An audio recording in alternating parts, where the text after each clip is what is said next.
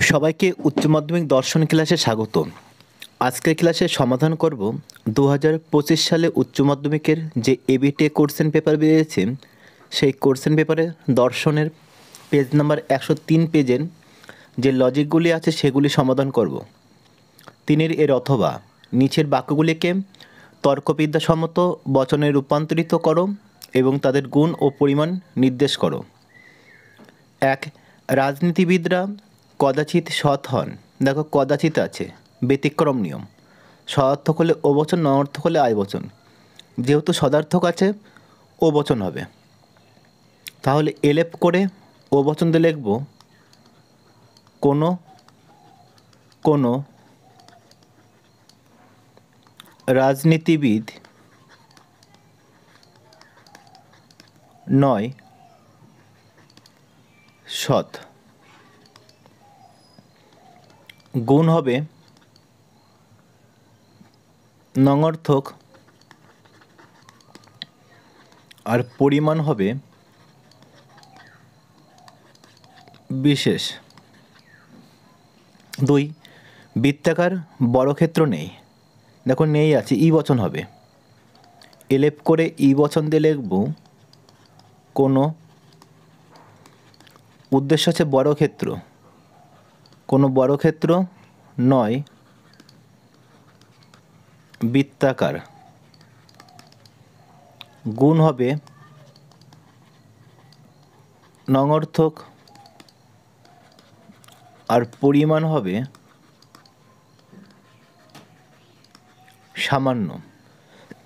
3. যা কিছু চকচক করে তা সোনা নয়, ও বচন হবে। এলেপ করে ও বচন দিয়ে লিখব কোনো কোনো উদ্দেশ্য চকচকে বস্তু, চকচকে বস্তু নয় সোনা। গুণ হবে নঙর্থক আর পরিমাণ হবে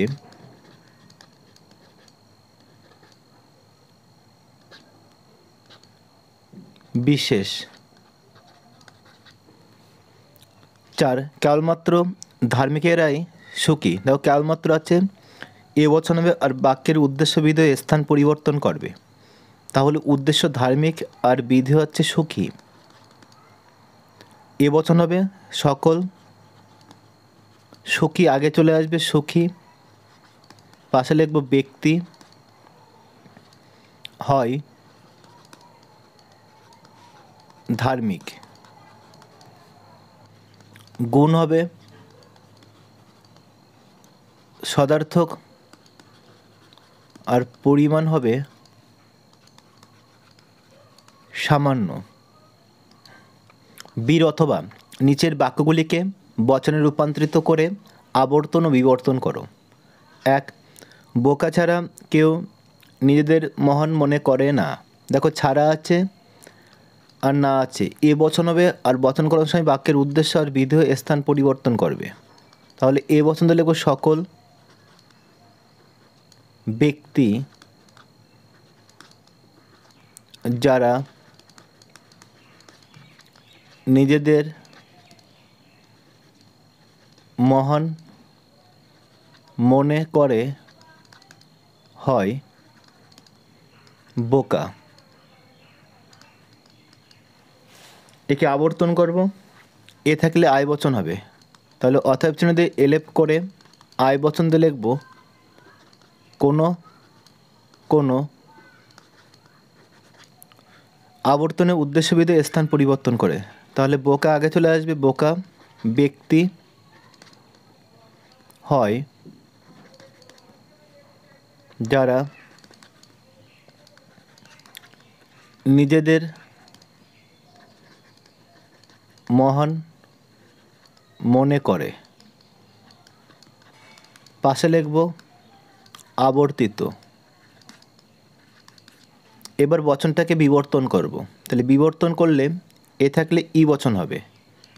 অতএব চিহ্ন দিয়ে এলেপ করে ই বচন দিয়ে লিখব কোনো ব্যক্তি। দেখো বিবর্তনের উদ্দেশ্য এক হয়, যারা নিজেদের মহান মনে করে নয় অবোকা, বৃদ্ধি পদের আগে অ বসবে। পাশে লিখব বিবর্তিত। ছাত্ররা উপস্থিত, আয় বচন হবে। এলেপ করে আয় বচন দিয়ে লিখব কোনো কোনো ছাত্র হয় উপস্থিত। একে আবর্তন করব, আয় থাকলে আয় বচন হবে। এলেপ করে আয় বচন দিয়ে লিখব কোনো কোনো, দেখো আবর্তনের উদ্দেশ্যবিধি স্থান পরিবর্তন করে, তাহলে উপস্থিত আগে চলে আসবে। উপস্থিত ব্যক্তি হয় ছাত্র, পাশে লিখব আবর্তিত। বচনটাকে বিবর্তন করব, আয় থাকলে বিবর্তন করলে ও বচন হবে। এলেপ করে ও বচন দিয়ে লিখব কোনো কোনো, দেখো বিবর্তনের উদ্দেশ্য এক হয়, তাহলে ছাত্র গুণের পরিবর্তন হয় নয়, বিধেয় পদের আগে অ লিখব উপস্থিত। পাশে লিখব বিবর্তিত। 3 পাখিরা পশু নয়, ই বচন হবে। এলেপ করে ই বচন দিয়ে লিখব কোনো পাখি নয় পশু। আবর্তন করব, আবর্তন করলে ই থাকলে ই বচন হবে। এলেপ করে ই বচন দিয়ে লিখব কোনো আবর্তনের উদ্দেশ্যবিধি স্থান পরিবর্তন করে, তাহলে পশু আগে আসবে। পশু নয় পাখি। পাশে লিখব আবর্তিত। এবার বিবর্তন করব বচনটাকে, ই থাকলে বিবর্তন করলে এ বচন হবে। সকল, দেখো উদ্দেশ্য এক হবে পাখি,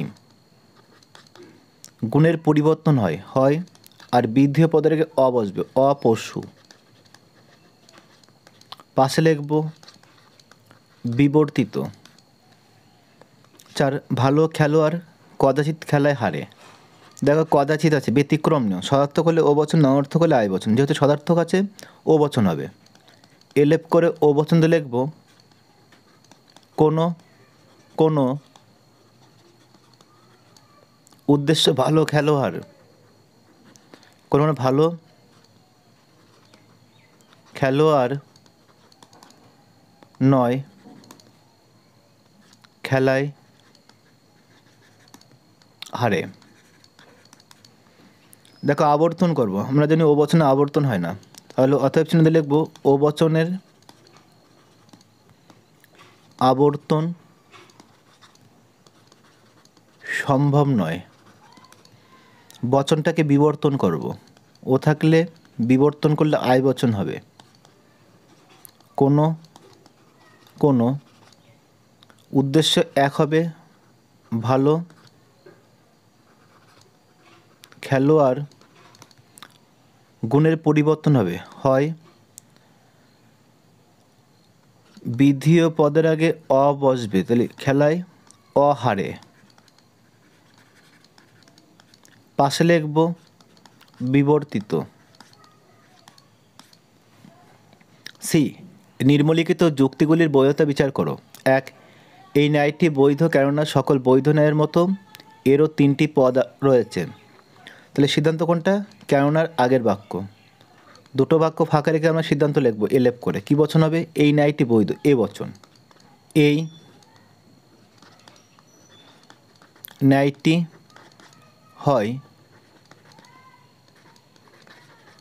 বৈধ ন্যায়। দেখো দুটো পদ পেয়েছি, একটা পক্ষপদ পেয়েছি, এই ন্যায়টি পক্ষপদ এস, আর সাধ্যপদ পেয়েছি বৈধ ন্যায় পি। এবার খুঁজবো এই ন্যায়টি আর কোথায় আছে।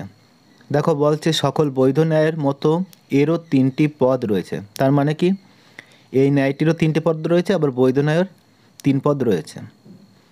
তাহলে অপ্রধান আশ্রয় বাক্য হবে এ বচন, এই ন্যায়টি হয় তিনটি পদ বিশিষ্ট। আর প্রধান আশ্রয় বাক্য হবে এ বচন সকল বৈধ ন্যায় হয় তিনটি পদ বিশিষ্ট। এবার কাজ চিহ্নিত করা। এই ন্যায়টি নিচে এস, বৈধ ন্যায়ের নিচে পি, তিনটি পদ বিশিষ্ট হেতুপদ এম, তিনটি পদ বিশিষ্ট হেতুপদ এম। এবার আমরা পরপর নিয়ম অনুসরণ করব। নিয়ম মানলে বৈধ হবে, না মানলে অবৈধ।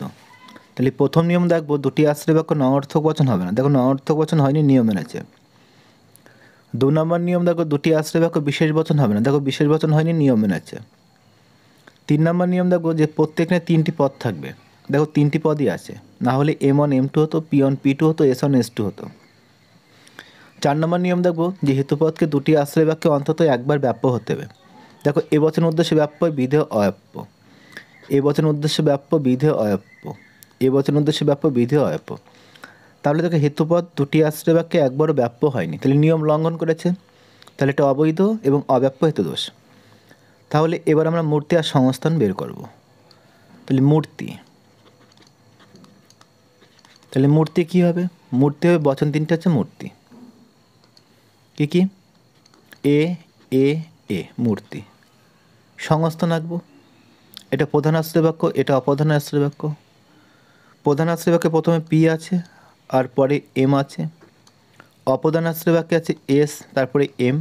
আমরা এম এর যোগ করব। কোন সংস্থান? দ্বিতীয় সংস্থান, দ্বিতীয় সংস্থান। তাহলে এবার দোষ বলে পয়েন্ট করব, দোষ। তাহলে কি দোষ হলো? যেটা অবৈধ এবং অব্যাপ্য হেতু দোষ। এবার ব্যাখ্যা পয়েন্ট করে লিখব যে উপরিক্ত যুক্তিটি নিরপেক্ষ ন্যায়ের উদাহরণ। যুক্তিটি অবৈধ এবং অব্যাপ্য হেতু দোষ। কারণ ন্যায়ের নিয়ম হলো হেতুপদকে দুটি আশ্রয় বাক্যে অন্তত একবার ব্যাপ্য হতে হবে। এই নিয়ম মানা হয়নি, কেননা হেতুপদ তিনটি পদ বিশিষ্ট প্রধান ও অপ্রধান আশ্রয় বাক্যের এই বচনের বিধি ও স্থান থেকে ব্যাপ্য হয়নি, তাই যুক্তিটি উপরিক্ত দোষে দুষ্ট। তোমরা এইভাবে ব্যাখ্যা লিখবে আর 4 নম্বর তোমরা পেয়ে যাবে। 2, সে কাপুরুষ কেননা সে মিথ্যাবাদী এবং মিথ্যাবাদীরা সর্বদাই কাপুরুষ। তাহলে প্রথম কাজ সিদ্ধান্ত খুঁজে বের করে। সিদ্ধান্ত কোনটা? কেননার আগের বাক্য, সে কাপুরুষ। তাহলে দুটো বাক্য ফাঁকা রেখে আমরা সিদ্ধান্ত লিখব এলেপ করে। কী বচন হবে? এ বচন। সে হয় কাপুরুষ। দেখো এখান থেকে আমরা দুটো পদ পেয়েছি, সে পক্ষপদ পেয়েছি আর কাপুরুষ সাধ্যপদ পি পেলাম। এবার দেখবো সে আর কোন বাক্যে আছে। দেখো সে মিথ্যাবাদী, তাহলে এই বাক্যটা অপ্রধান আশ্রয় বাক্য হবে। এলেপ করে কী বচন হবে? এ বচন। সে হয় মিথ্যাবাদী। দেখো বাকি আছে মিথ্যাবাদীরা সর্বদাই কাপুরুষ, এ বচন হবে। এলেপ করে এ বচন লিখবো যে সকল মিথ্যাবাদী হয় কাপুরুষ। এবার চিহ্নিত করব। সে আছে পক্ষপদ এস, কাপুরুষ সাধ্যপদ পি, মিথ্যাবাদী হেতুপদ এম, মিথ্যাবাদী হেতুপদ এম। এবার পরপর নিয়ম অনুসরণ করব। দেখো প্রথম নিয়ম দেখো, দুটি আশ্রয় বাক্য নঅর্থক বচন হবে না। দেখো নঅর্থক বচন হয়নি, নিয়ম মেনেছে। 2 নম্বর নিয়ম দেখো, দুটি আশ্রয় বাক্য বিশেষ বচন হবে না। দেখো বিশেষ বচন হয়নি, নিয়ম মেনেছে। 3 নম্বর নিয়ম দেখবো যে প্রত্যেকটি ন্যায় তিনটি পদ থাকবে। দেখো তিনটি পদই আছে, না হলে কি হতো? M1 M2 হতো, P1 P2 হতো, S1 S2 হতো। 4 নম্বর নিয়ম দেখবো যে হেতুপদকে দুটি আশ্রয় বাক্যে অন্তত একবার ব্যাপ্য হতে হবে। দেখো এ বচন উদ্দেশ্যে ব্যাপ্য, বিধেয় অব্যাপ্য। এ বচনের উদ্দেশ্যে ব্যাপ্য বিধেয় অব্যাপ্য, এ বচনের উদ্দেশ্যে ব্যাপ্য বিধেয় অব্যাপ্য। দেখো হেতুপদ মিথ্যাবাদী প্রধানাশ্রয় বাক্যে ব্যাপ্য হয়েছে নিয়ম মেনেছে। 5 নম্বর নিয়ম দেখব, যে পদ আশ্রয় বাক্যে ব্যাপ্য হয়নি সেই পদ সিদ্ধান্তে ব্যাপ্য হবে না। দেখো পক্ষপদ 2 জায়গায় ব্যাপ্য হয়েছে নিয়ম মেনেছে, সাধ্যপদ 2 জায়গায় অব্যাপ্য হয়েছে নিয়ম মেনেছে। তাহলে এই 5টা নিয়ম মানলে কী হবে, যুক্তিটি বৈধ। তাহলে এটা হচ্ছে বৈধ যুক্তি। তাহলে আমরা মূর্তি বের করবো, মূর্তি। তাহলে মূর্তি কী হবে, মূর্তি হচ্ছে বচন 3টে হচ্ছে মূর্তি, এ এ এ মূর্তি। সংস্থান বের করব, এটা প্রধান আশ্রয় বাক্য, এটা অপ্রধান আশ্রয় বাক্য। প্রধান আশ্রয় বাক্যে প্রথমে এম আছে আর পরে পি আছে। অপ্রধান আশ্রয় বাক্যে এস এম, এস আর এম। আমরা এম এম এ যোগ করব। কোন সংস্থান, প্রথম সংস্থান, প্রথম সংস্থান। তাহলে পয়েন্ট হবে দোষ। তাহলে দোষ কি, দোষ হচ্ছে নেই। এবার পয়েন্ট হচ্ছে ব্যাখ্যা, যে উপরিক্ত যুক্তিটি নিরপেক্ষ ন্যায়ের উদাহরণ। যুক্তিটি বৈধ কারণ ন্যায়ের সকল নিয়ম মানা হয়েছে। এটি প্রথম সংস্থানে বৈধ মূর্তি। তাহলে বৈধ মূর্তির নাম কি হবে, তাহলে বৈধ মূর্তির নাম হবে বারবারা, BARBARA। আর বচনের নিচে কী করবো, আন্ডারলাইন করে দেবো। তাহলে তোমরা এইভাবে ব্যাখ্যা লিখবে, তাহলে তোমরা 4-এ 4 পেয়ে যাবে। ক্লাসটি ভালো লাগলে লাইক করো, তোমাদের বন্ধুদের শেয়ার করো, আর যারা আমার এই চ্যানেলে নতুন তারা অবশ্যই চ্যানেলটিকে সাবস্ক্রাইব করো। আবার দেখা হবে পরের ক্লাসে। সে পর্যন্ত সবাই ভালো ও সুস্থ থেকো।